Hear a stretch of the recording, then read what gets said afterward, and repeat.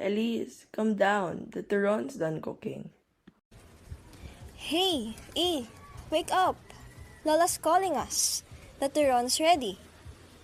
But I'm so tired. We just got back from the market. I bet Lola chilled some melon milk downstairs with the ones we picked out earlier. Race you! No, wait. I want to get the best piece. Don't make too much racket up there. First, dibs on the best turon. Not fair. You got a head start. No fighting, ha? There's enough for the three of us. Come, sit. I'll also bring out the melon milk from the ref. We will help din po. I can get our mags. And I can get the plates and forks.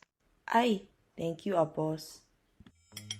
Cuando yo recuerdo que una vez la abandoné,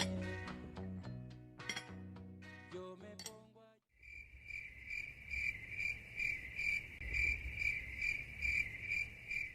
Lola, have the crickets always been this loud here? Like, they're telling stories of the house. Have they always been this loud? These trees have stood longer than me, Apo. I used to climb them when I was your age. Maybe the crickets remember more than I do. It's so calming. It's like the perfect lullaby, especially in this heat. That's just the tiredness from going to the market feeling, Apo. The market is quite far from me, diba? Exactly, Lola. How do you travel that far every week to buy your food? Sometimes I wonder how you've done this for years, Lola. Because after just one market trip, I feel like I've run a marathon. But look at you. You still smile and cook for us. Also, when I started commuting for college recently, I already feel like collapsing every day. Claire, you learn over time. I used to be like that too, back when I attended college in Manila. It's a good thing you attend school much closer to your house. Back in my day, it was a fight to hail a jeep with enough space to sit. Apos, you know what? Time will come where women will learn to carry tiredness like it's a part of her body. Nevertheless, you should learn to take a rest. Wow. I guess being a woman is somewhat both amazing and tiring, Lola. Well, was commuting really that hard back then? Like you wouldn't believe. Getting on a jeep with my short legs? Well, that was a sport. It was a struggle to chase after jeeps and reach the handle in the buses. Back when I was still studying to be a nurse in Manila, I would often commute even if it was already late at night because your great-grandfather didn't like me spending the night at my school's building. You'll definitely encounter a lot of interesting people while commuting in the middle of the night in Manila, I'll tell you that. You went home at night? That must have been scary, Lola. It was, for me at the time. Manila after dark isn't gentle.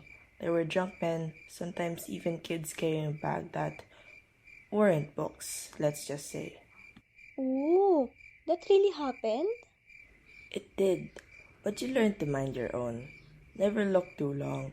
You stay invisible, but sharp. Women don't get the luxury of carelessness. Just like what I heard somewhere, women in public space are never just passing through. We're watched, judged, even followed, and yet we endure.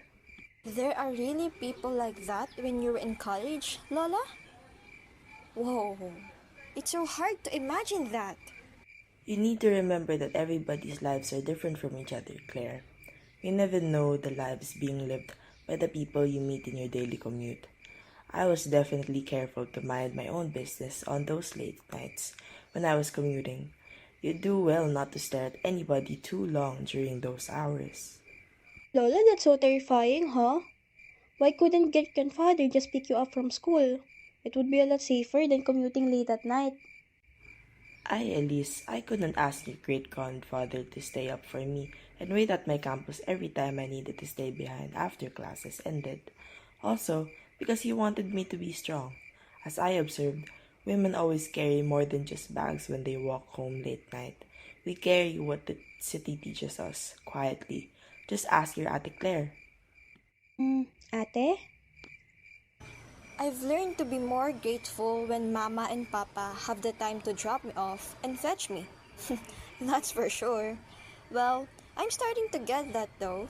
Since when it's rush hour and I'm stranded waiting for a bus or a jeep, I always remember to be patient and alert. And hey, mind you, I'm still figuring out how to look nice without suffering from the heat.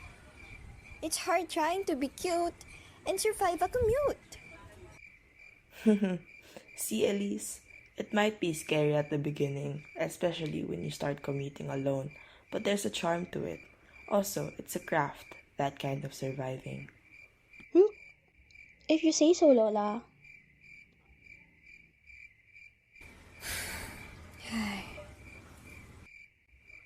What's with that bugtong hininga, Apo? Nothing big, Lola. It's just that it's so different here. It feels like everything listens, even the air. That's because there's still space to listen. In the city, you hear engines and warnings, not the melody of peace. There, the only kind of nature that visits you is the kind that burns. Heat, flood water, even the sun itself feels too heavy to carry sometimes.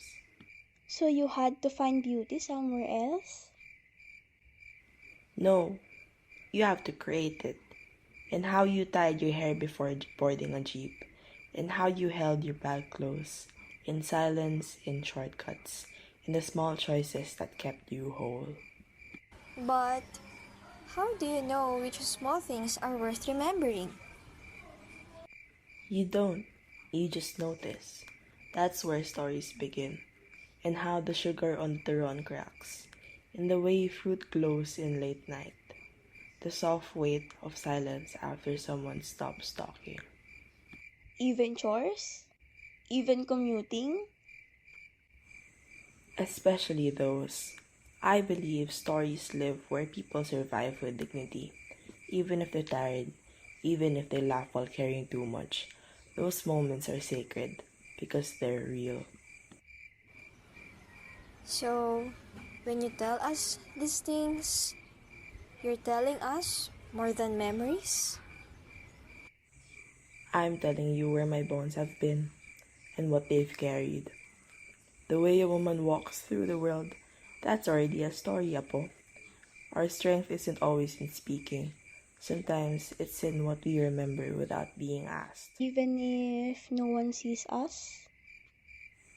That's what makes it matter more.